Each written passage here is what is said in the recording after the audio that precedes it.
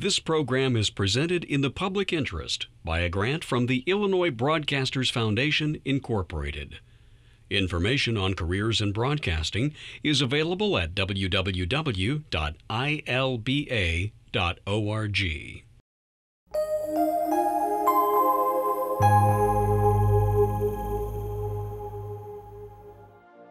From Augustana College in Rock Island, Illinois, the Lincoln Academy of Illinois presents the 2013 Convocation and Investiture of Laureates. Since the first Convocation and Investiture of Laureates in 1965, the Lincoln Academy of Illinois has recognized more than 300 people who have brought honor and distinction to their state in the spirit of that most famous Illinoisan, Abraham Lincoln. Each person represents a lifetime commitment to leadership and service to humanity. The Lincoln Academy of Illinois was patterned upon the learned academies of Europe and is unique among the 50 United States. Members of the nonpartisan, not-for-profit academy are appointed by the governor, who also serves as its president. The Lincoln Academy meets each fall to select the laureates who are to receive the Order of Lincoln Medallion the following spring. The Lincoln Medallion is the state's highest honor for individual achievement. Its colors of red, violet, and green represent the state bird, the cardinal, the state flower, the violet, and the state tree, the oak. The Lincoln Academy of Illinois also recognizes future leaders by honoring the outstanding senior students at each of the state's 4-year degree-granting institutions of higher education, in ceremonies held each fall at the old Illinois State Capitol in Springfield. Tonight we add 6 more names to our honor roll of laureates. The first is one of the nation's preeminent business executives who broke the glass ceiling twice, and in so doing helped corporate America balance the burdens and the joys of career and family. Another is a much-loved member of this college family, a renowned paleontologist who discovered the first dinosaur to be unearthed in Antarctica, where Mount Augustana was named in recognition of his life's work. Our third laureate is one of America's best-known physicians, who somehow managed to make the complexities of healthcare and the mysteries of medicine understandable to millions of Americans. Another of tonight's laureates was the chief executive of one of the world's largest and most revered manufacturers, which attained unprecedented success under his leadership because he demanded integrity in all things. Another of our laureates virtually personifies the American dream, emerging from the humblest of conditions, overcoming extraordinary obstacles to establish one of our nation's 10 largest Hispanic-owned companies, a world leader in its field. And our final laureate is a modern-day folk hero who mobilized thousands of volunteers to clear millions of pounds of trash from the waters and the banks of the Mississippi and 16 other great American rivers, beginning right here in Illinois by the river gently flowing.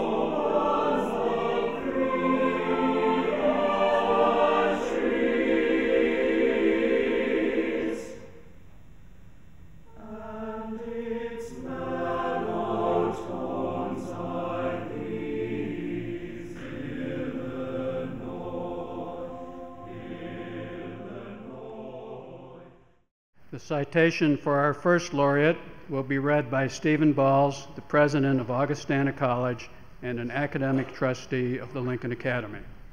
Brenda Barnes served as Chief Executive Officer of two of our nation's greatest corporate citizens, Pepsi-Cola, of North America and Sara Lee Corporation. She was the first woman to serve as Chief Executive Officer of Pepsi North America, and she relinquished that position to spend more time with her 3 children. Many in corporate America predicted that a career break for such a high-profile woman might end her career, and she let us know that they were wrong.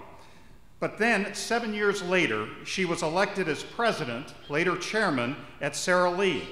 Her accomplishments there promptly earned her a top 10 ranking on Forbes' list of the world's most powerful women. Unfortunately, she had to step down as CEO of Sara Lee in 2010 after suffering what could have been a debilitating stroke. But just as she paused in her extraordinary career to be with her children when they needed her, they rallied to her side. Her greatest supporters on her road to recovery were her children. But as president of Augustana College, I would be remiss if I did not tell you how important Brenda Barnes has been here. She is a graduate of the college and has served as chairman of the board of Augustana. And she has provided leadership and support for so long, for so many, and in so many important ways, as to become part of the very fabric of this place and part of the fabric of the state of Illinois. To receive the Order of Lincoln from Naperville, Illinois, Brenda C. Barnes.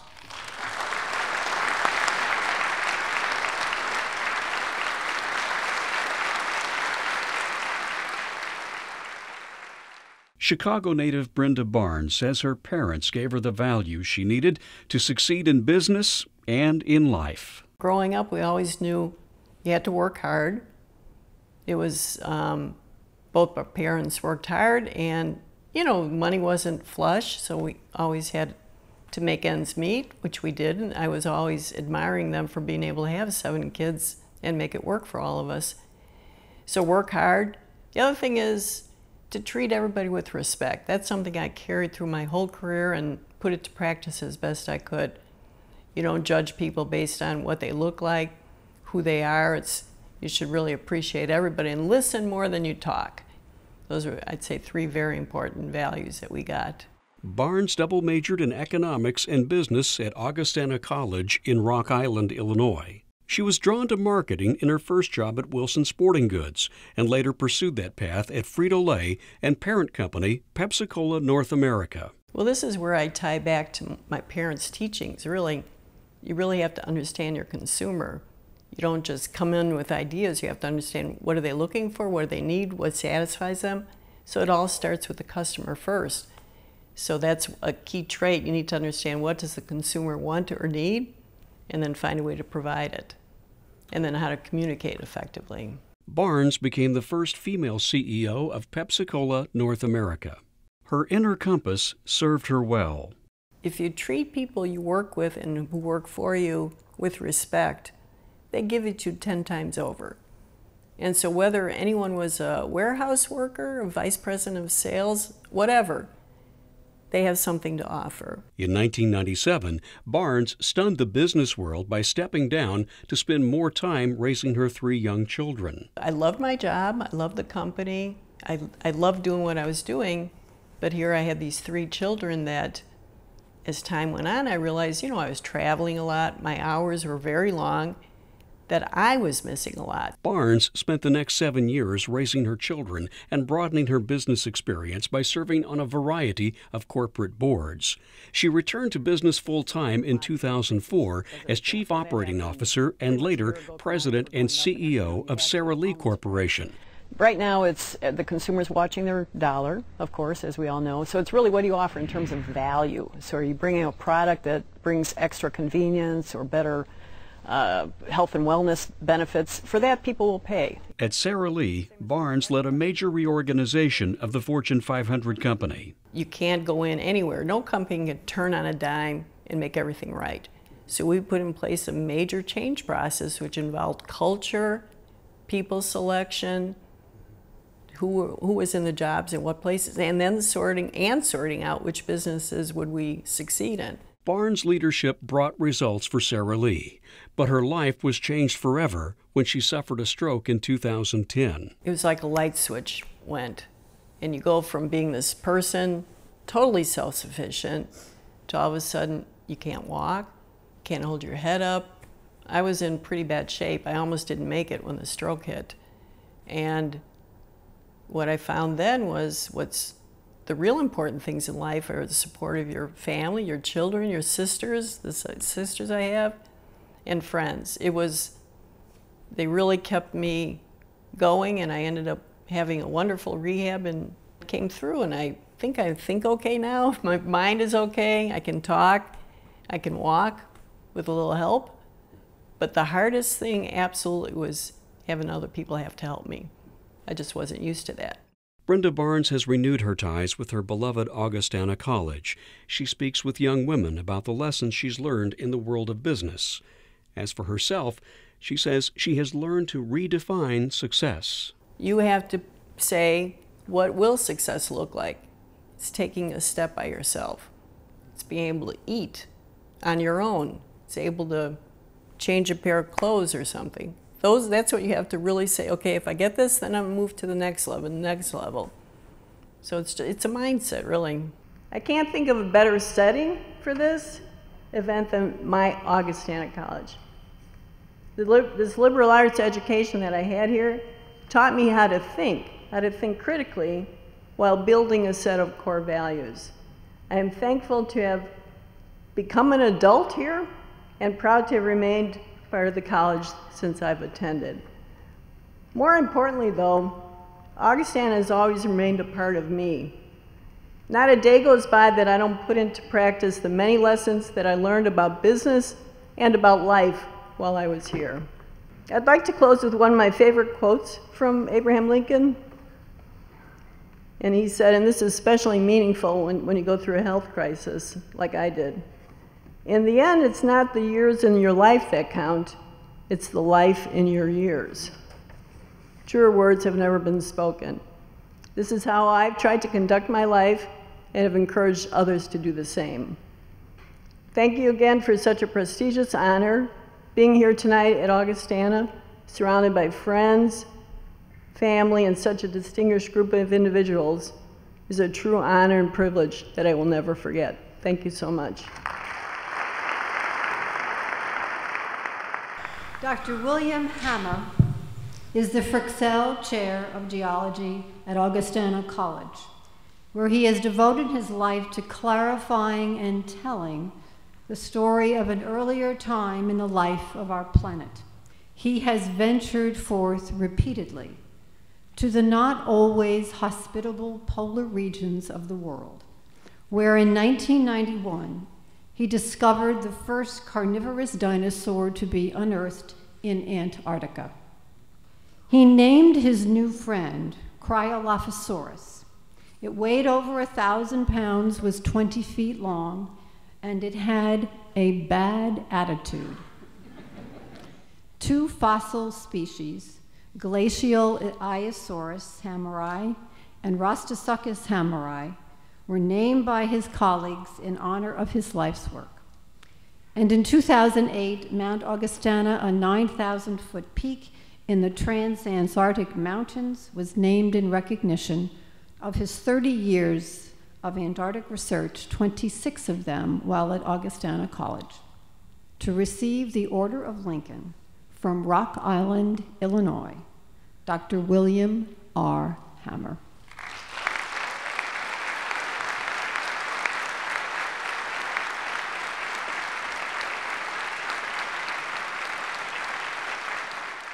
That's a piece of the femur, one of the femurs. We have one complete femur, and then we have part of another one, and this turns out to be the rest of the other one.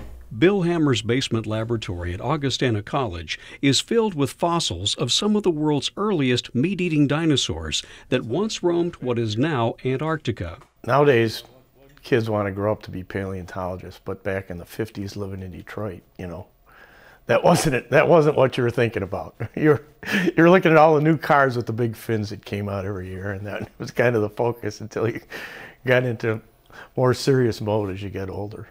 Hammer became interested in paleontology in graduate school at Wayne State University in the 1970s. There, his dissertation advisor gave him the chance to do field work in Antarctica.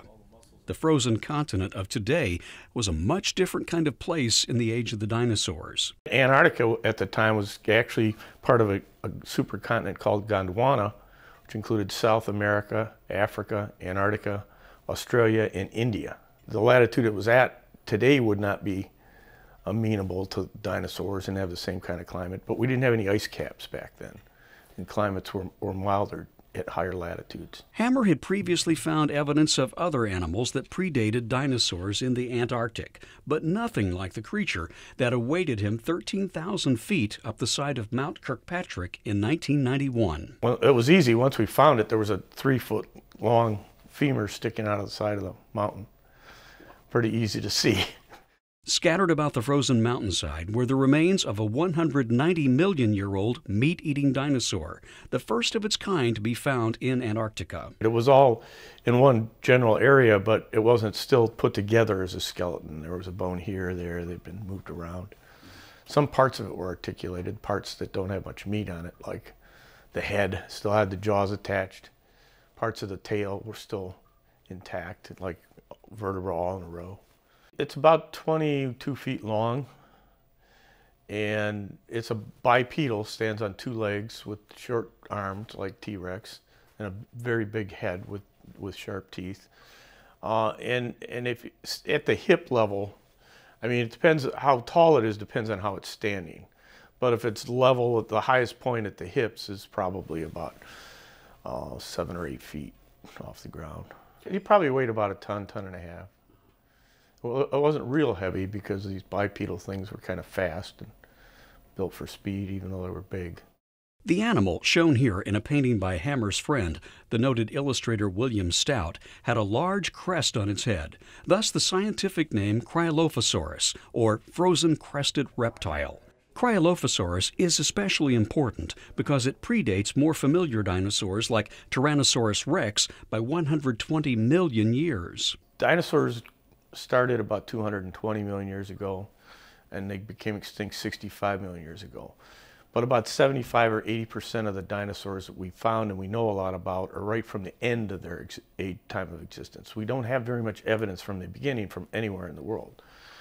So this was unusual because it was such a complete dinosaur and so large a dinosaur from that age. It's the largest carnivore in the world from that point in time. It's very unique, kind of holds an interesting position between more primitive carnivores that were around right at the dawn of dinosaurs and then the ones that come later like Allosaurus and eventually Tyrannosaurus. Hammer credits Augustana College for supporting his work, which provides invaluable experiences for undergraduate students and those who want to go on to pursue graduate degrees. Our goal is a liberal arts education, but also to prepare students for further education if they're interested in it. And so that's where you have to go beyond the classroom and get them involved in hands-on things and original kinds of work. And I've just been fortunate enough to have this monstrous kind of project rather than something on a smaller scale. Seeing his former students succeed to the point where they may one day take over and continue his work is one of the greatest rewards for William Hammer. I think, to me, the most satisfying thing at this stage anyway, maybe it wasn't that way 20 years ago, but at this stage is to see the success that I've been able to let my students in on and see that they're reaching a lot of their goals, and a lot of that's because of my help and my influence. And so it's really the influence I've had on them probably that at this point means the most to me. But it's not bad having dinosaurs as your legacy. They're the first one from Antarctica. So sometimes I'm asked by people, colleagues and other people, why, with all the success I've had and all the federal funding I've gotten, I've stayed at Augustana College. Why I didn't go on and go to a major research university where I wouldn't have to teach anybody. I could just do my research, have some grad students, you know, and that would be it. And I get paid more money probably. Well, the problem is, and the answer I always give them is because, well, I actually like to teach. And so I don't want to go someplace where I'm just in a lab. As much as I'm gratified by the success I've had as a paleontologist and the things that's happened in that part of my life, I'm just as proud of these undergraduates whose life I've had a chance to influence in a very positive way. And conversely, they've influenced me in a very positive way. I thank you all again. It's a wonderful event, and I'm deeply honored. Thank you. G. Timothy Johnson is not only one of America's best-known physicians, but also one of our nation's great communicators of healthcare information, medical editor for ABC for over 25 years. And in addition to being a licensed physician, he is also an ordained minister, a great communicator on matters both temporal and spiritual. Dr. Johnson joined ABC News in 1984 and provided on-air analysis for World News Tonight, Nightline, and 2020. During his time with ABC, he also held joint positions in medicine at the Harvard University Medical School and Massachusetts General Hospital, and he is the founding editor of the Harvard Health Letter. After graduating Phi Beta Kappa from Augustana College and summa cum laude from medical school, and after receiving a master's degree in public health from Harvard, Dr. Johnson took an ancient oath to do no harm. Not only did he do no harm, for nearly 50 years he has been an influence for good in the lives of millions of Americans. To receive the Order of Lincoln from Rockford, Illinois, by way of Marblehead, Massachusetts, Dr. Tim Johnson.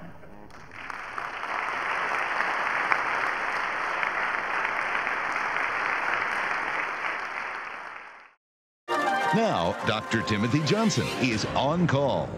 Rockford, Illinois native Dr. Tim Johnson is one of the most recognizable authorities in the world of medicine.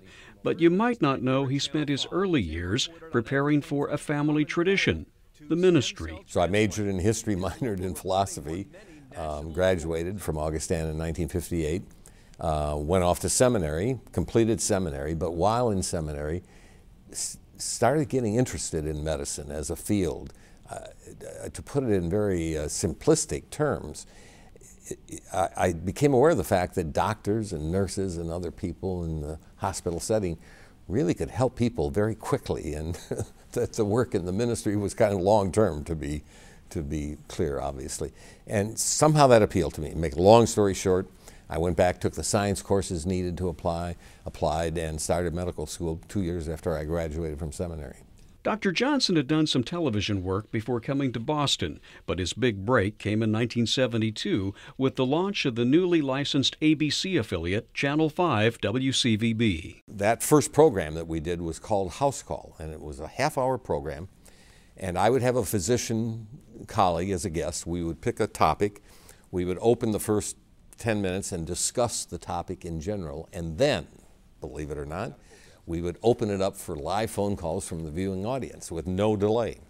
And we would get questions from people who had heard us and were watching, and they were excellent questions which led to informative answers. So it was really a teaching program. By the end of that half hour, we hoped that the viewing audience knew quite a bit more about that given topic than they did when we started. In 1975, he joined host David Hartman for the debut of ABC's Good Morning America. Dr. Johnson joined ABC News full-time 9 years later as medical editor. From the growth of the AIDS epidemic to explaining the latest medical advances, Johnson had a talent for translating the highly complex and scientific world of medicine into everyday language. The truth is it was mostly instinct. Now, all of the training I had had in terms of high school debate and training in seminary in terms of speaking certainly helped. But I always felt like I was talking to my brother or my mother or a friend when I was on the air, so that sort of subconsciously and instinctively I kept it at that level. Dr. Johnson won numerous awards in his career at ABC, covering the big issues, fixing the American healthcare system, fighting cancer and diabetes, and a pioneering two-part series on Alzheimer's disease. This support group is specifically designed for kids who have one thing in common. someone they love has Alzheimer's. Clearly, we became aware in the 1990s that Alzheimer's was going to be a devastating illness for our growing older population. That if one lived long enough, the chances of getting some form of dementia, usually Alzheimer's, was quite high. And so we tried to start preparing the American public for this seemingly inevitable disease for so many people. And obviously, when we first started talking about it, we knew very little scientifically about it. The sad fact of the matter is today we know so much more scientifically about it, but we still don't have an effective treatment. We have some drugs that may slow down the progression in early stages, but we are still now 20 years after the intensive research effort started, very, very woeful in terms of our treatment, and so we've got a long way to go. Johnson's spiritual journey paralleled his television career.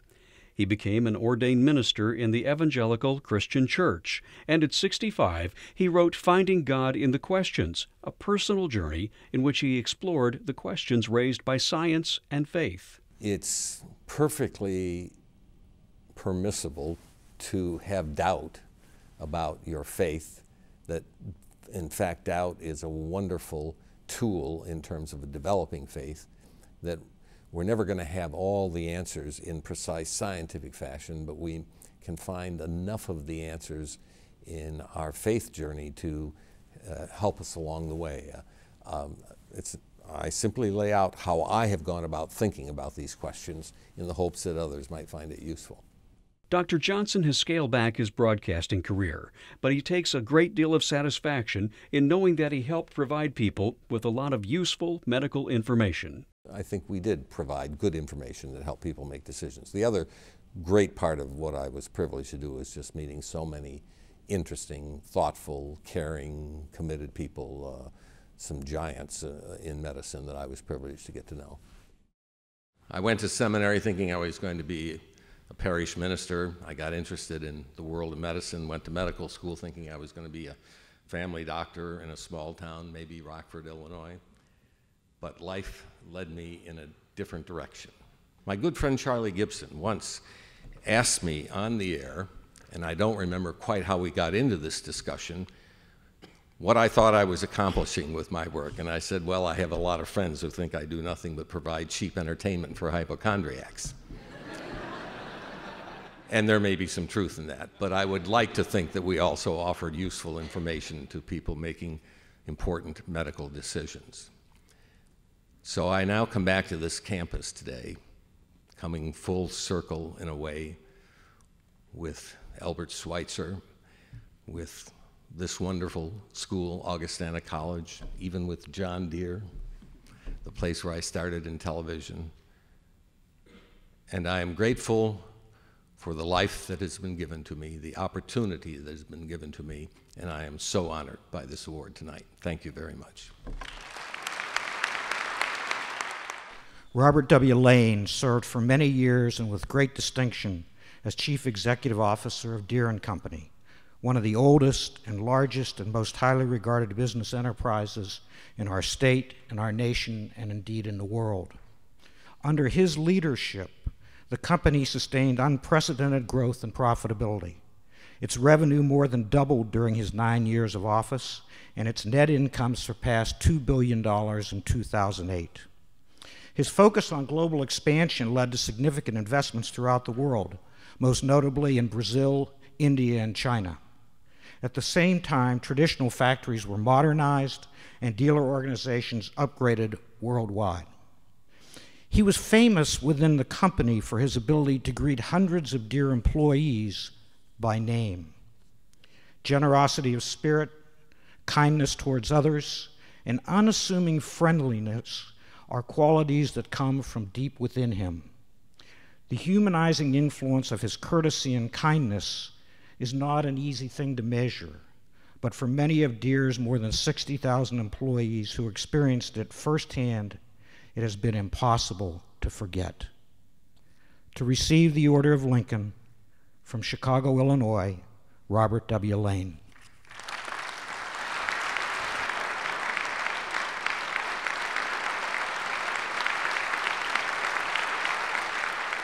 Robert Lane was born in Washington, D.C., but his life and values are deeply rooted in Illinois. There was a strong value base from my grandparents and my parents. We actually had a link here to Illinois. My grandfather had been a professor at Wheaton College in Illinois here, and my dad and mom had met there at the college, or courted there anyway. And so we were taught from the earliest age of the importance of values and things that had enduring impact that would bring glory to God. Lane pursued a career in banking following his graduation from Wheaton College and the University of Chicago Graduate School of Business.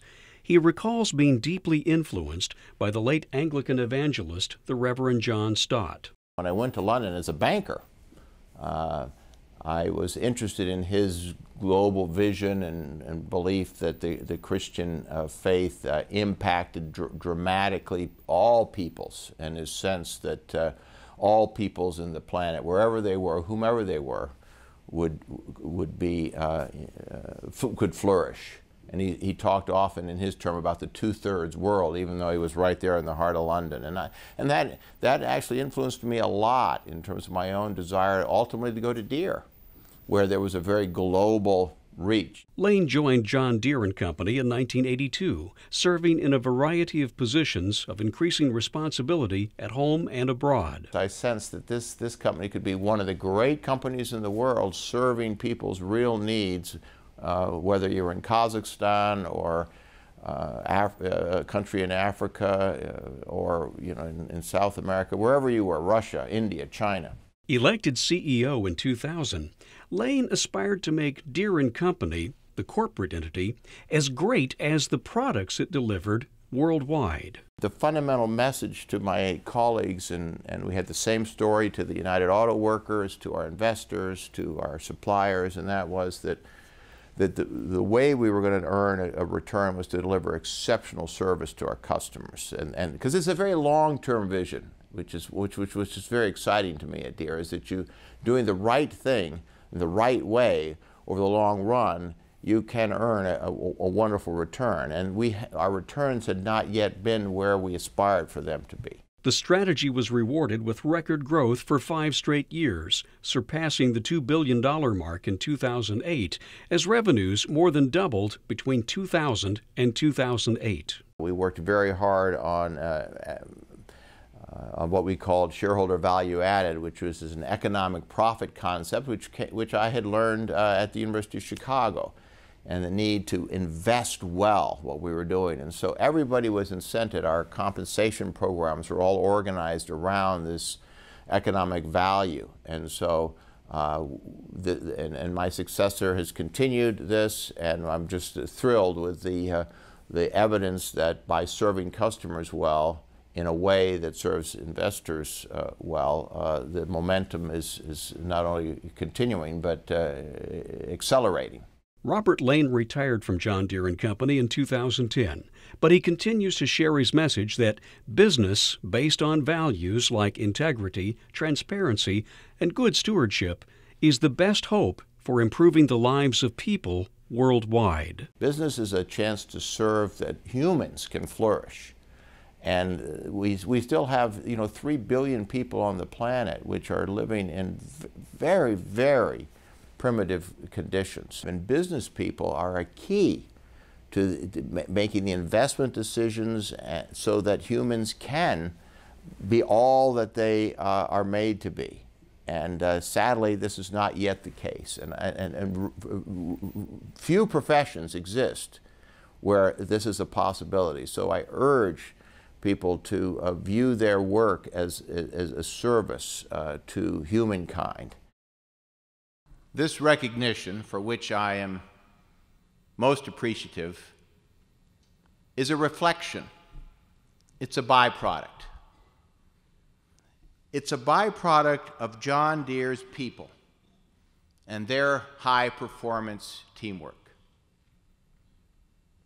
In a similar way, all exceptional business performance, all sustained shareholder returns are reflections.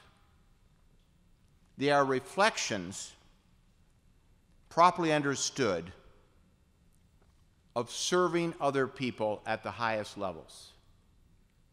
Serving in a way where humans can flourish. As a steward entrusted with the John Deere business, doing my job meant continually underpinning the company, hopefully in an appealing way, with the importance of what we call integrity. At John Deere, those with whom we deal know that what we say is what we mean. We intend to match words with actions. No smoke, no tricks, no mirrors, only right down the middle, transparently always doing what we say. Not only is this the right thing to do, but it is a great way to do business. And ladies and gentlemen, it is a great way to live. Thank you for this splendid award, and thank you for listening. Robert Ontiveros is the founder and chairman of Grupo, one of the 10 largest Hispanic-owned companies in the United States. It provides marketing, packaging, and supply chain services throughout the United States, Mexico, and Puerto Rico. Born in Moline, Illinois, the second of 12 children, he grew up in humble circumstances. Left college in the last semester of his senior year when his funds ran out, and started his business 30 years ago, literally knocking on factory doors, selling packaging material and equipment from the family station wagon door to door. It has grown to become a multi-million-dollar enterprise, 4 separate businesses with over 1,500 employees and 34 facilities around the country. He continues to be known for his value-focused way of doing business and for his philanthropy throughout the Mississippi Valley. The latest example of his concern for others is the Ontiveros Scholarship Endowment, and his magnificent gift to the community will provide scholarships for full-time Quad Cities students with demonstrated financial need, particularly students of Hispanic origin. To receive the Order of Lincoln, from Milan, Illinois, Robert Ontiveros.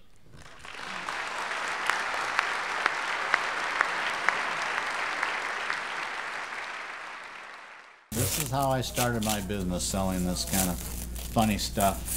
Robert Ontiveros started his career as a salesman at age 14 in his hometown of Moline, Illinois. I used to sell little sachets that ladies used to put in the closets. They smelled good, and I'd have these, and I would sell them for a nickel a piece and go up and down the street selling those. And I can't remember how I got them, but I remember doing that, and that was enough to get me into a movie, buy a soda pop and some popcorn. But I used to do that all the time. It was a great growing up. Being part of an immigrant family, that really made my life seem really normal because we were always so busy. Everyone was working. Everybody was doing something. So. Ontiveros believed early on that education was the only way out of poverty. He worked his way through high school and community college, but ran out of money before finishing his last semester at the University of Cincinnati. He spent the next 7 years working as a salesman up and down the Mississippi River before launching his own company. And that was 1974.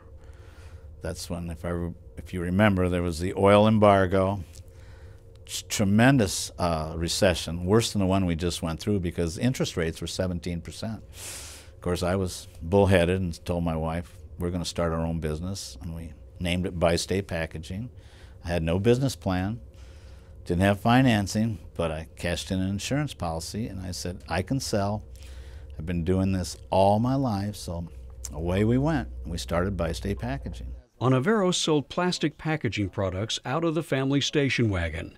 His first major contract was with John Deere and Company. I was very fortunate because I knew the territory from before, and I had that work ethic from my immigrant parents that just said, hey, if you knock on enough doors, you'll be successful. And one of the nice things I've learned If you sell people on value of whatever you're selling, if it's a service or a product, they'll want to buy it as much as you want to sell it to them. So I was selling cost-saving ideas because it was a recession, and everyone was looking to save money. So that made it pretty easy. So we grew quite rapidly in the first 5 years. The company soon moved into marketing. It just so happens that the client we were doing work for, their printer went bankrupt, and we assumed the assets of that company and took over their marketing, and from there we just grew the business and presented marketing ideas to new clients like AT&T and Michelin and State Farm and many, many more. R&O Specialties, the company's supply chain business, started in 1980. Our clients bring us products and services that they need done at a lesser cost, so we provide both the people, the facilities, and the technology to get that supply chain going. And it's been very successful. We've added many new components to it, from filling antifreeze for Caterpillar to building engine kits and shipping all over the world. So we're very diverse in that supply chain. Ontiveros takes great pride in Group O's being named the 9th largest Hispanic-owned business in the United States. There are 3 million Hispanic businesses that we know of. I mean, I'm sure there's more than that, but being in the top 10 makes me feel very, very proud. And then there again, it's that value system that we have and that can-do attitude that keeps us growing. Group O is very active in the local community through United Way, Habitat for Humanity, Boys and Girls Clubs, and other not-for-profit groups. A member of the Augustana College Board of Trustees, Ontiveros is especially interested in education. Well, I was asked to be on the board of trustees at Augie. I think mainly they're trying to get some more diversity in the board, which I was okay with that. If I can help, I'm glad to do it. But also to see how difficult college is right now with the rising costs of education and how people of color really have a difficult time.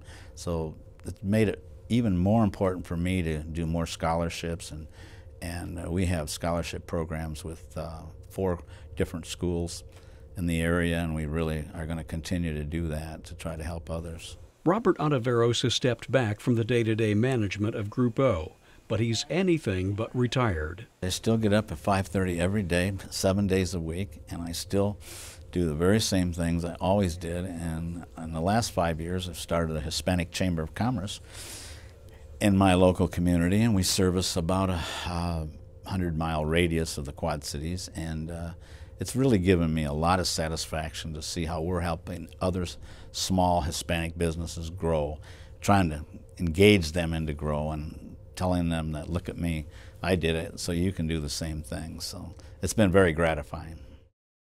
My grandparents immigrated here from Mexico in 1918. That's 95 years ago. They came here for a better life, like all immigrants, past and present. I'm so grateful, and I'm so thankful that my grandparents they taught us how the value of hard work and never complaining, just that we were glad to be in America. They were just tickled to have a job. Anyway, it taught me early on the value of hard work, reaching high, and never giving up. I want to thank my son Greg, who is leading all the hardworking employees at Group O. Greg is carrying on not only that can-do attitude, but that spirit of community, which is so important. Sharing their talents, giving back. I'm so proud of all of you for that. Thank you.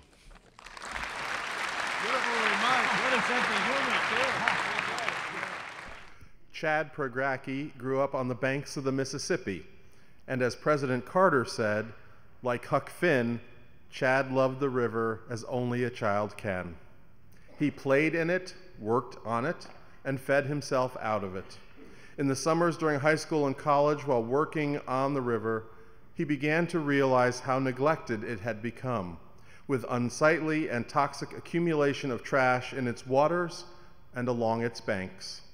When he couldn't convince government officials to do much about it, he decided to do it himself. In 1998, at the age of 23, he founded Living Lands and Waters, and since then, he has mobilized an army of over 70,000 volunteers who have removed over 8 million pounds of trash from the Mississippi and 16 other major rivers in the United States.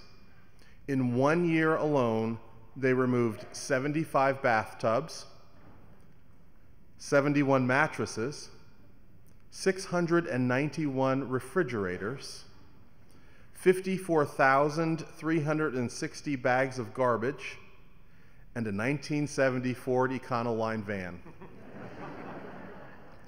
To receive the Order of Lincoln, from East Moline, Illinois, Chad Progracki.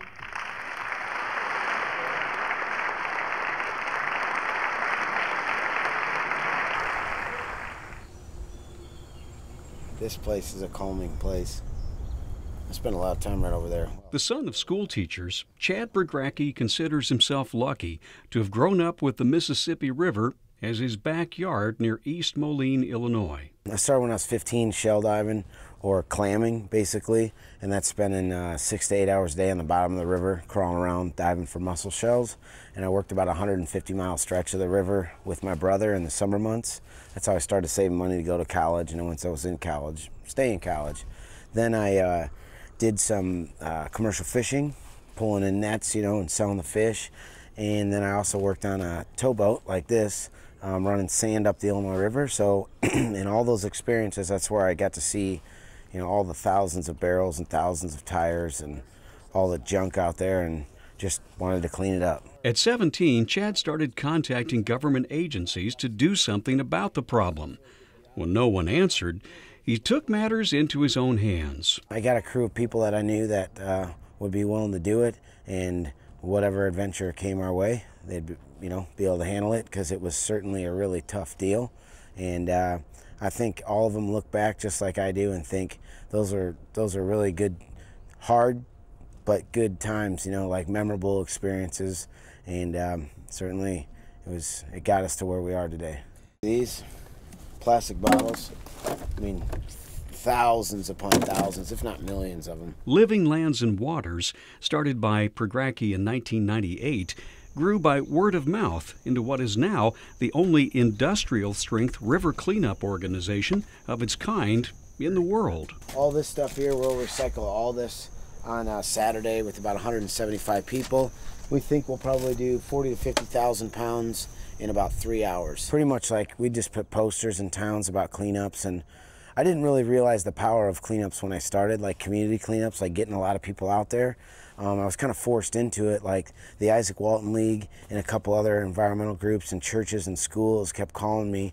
And finally I did one small cleanup and then figured, man, that was really cool. All those people got out there. We got a ton of work done. Maybe I should just open up to the public. So we did one here in the Quad Cities. And now, it's growing into something much bigger.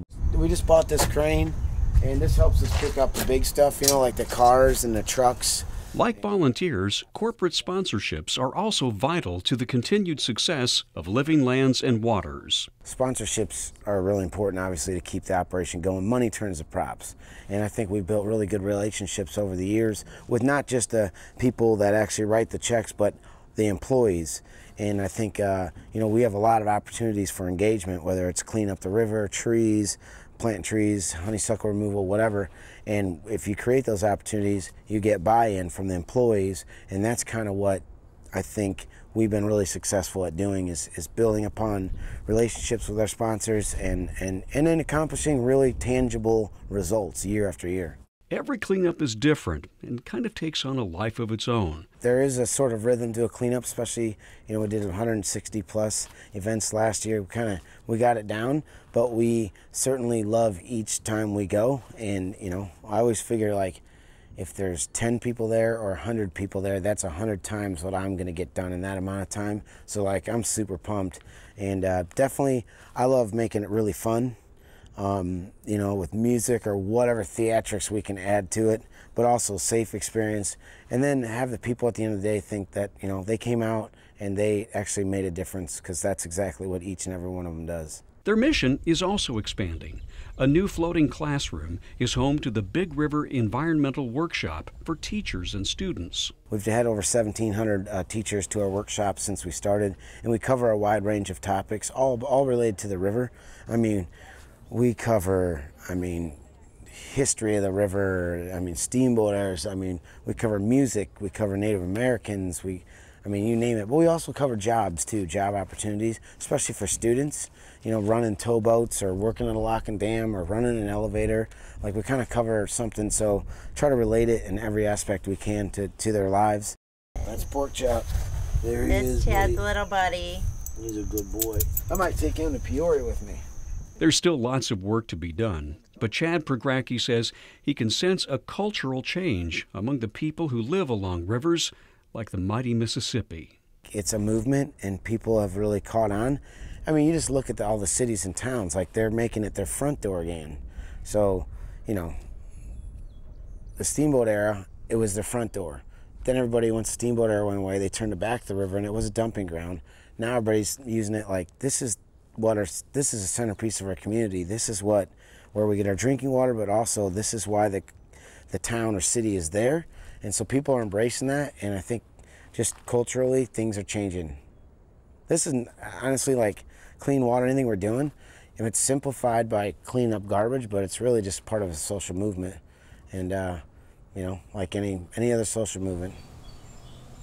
On behalf of the 70,000 people that have helped out, all the board members, all the crew members, over 100 that I've worked side by side with for the last 15 years, and all the sponsors from around the country that have helped make the organization what it is, I certainly accept it with great pride on their behalf. But I always feel like I get a lot of the attention, but it's really a lot of people that have made it happen. Honestly, the most sincere thing I could say is it really is a huge honor, and I really, really appreciate it, and I take it with great pride. Thank you so much. Ladies and gentlemen, the President of the Lincoln Academy, a distinguished American, the 41st Governor of the State of Illinois, the Honorable Pat Quinn.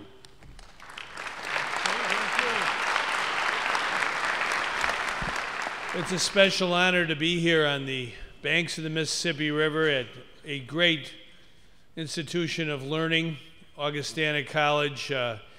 We do want to acknowledge the choir and the symphonic band and all of those who are present with us today.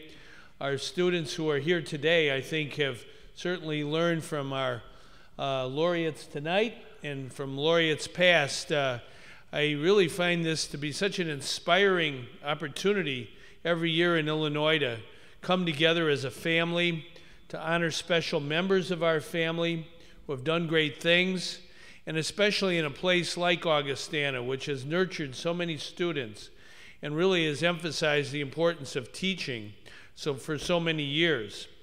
And I do want to salute Brenda for her great commitment to creating jobs and economic growth in two different major corporations in America, but especially for her commitment to her family.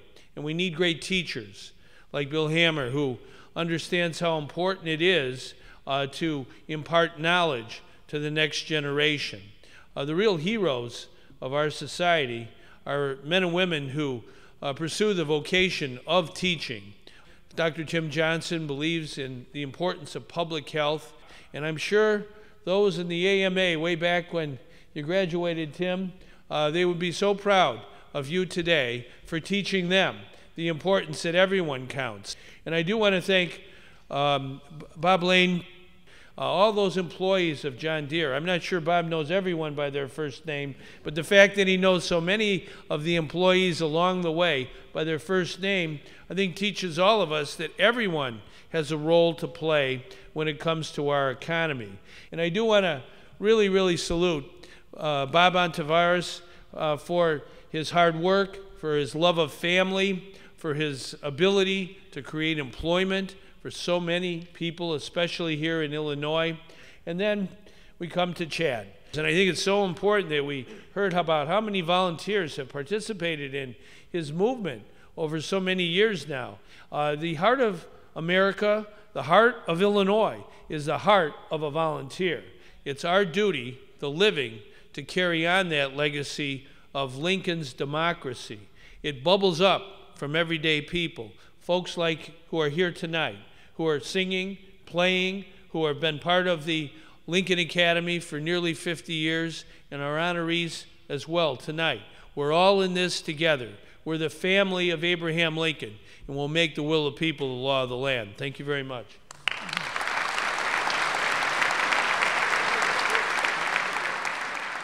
Learn more about the Lincoln Academy online at thelincolnacademyofillinois.org.